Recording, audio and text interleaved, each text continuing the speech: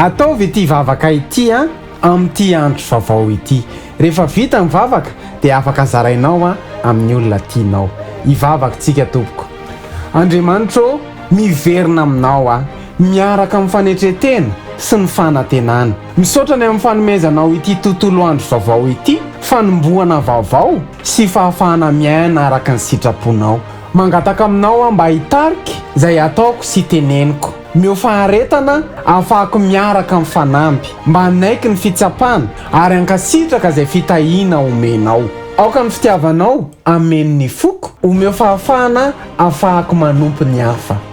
Raha hiatrika ity tontolo andro ity a ampio a ho tonga fahazavan'izao tontolo izao, hitondra fiadanana, fifaliana, fangorapo na aiza misy a. Ampio a anana tsara-panahy amin'ny fotoana rehetra. Apetraka eo am-pelantananao ity tontolo andro ity. Aoka ny fahasoavanao andrakotra ilay fanombany tananao amin'ny anaran'Andriamanitra Ray sy Zanaka ary Fanahy Masina nanaovana izany vavaka izany. Amen. Sorata eo amin'ny commentaire hoe tahina sy asoavina ary ambinina sy ho salama amin'ny zavatra rehetra amin'ity tontolo andro ity. Tahina mihoatra tompoko.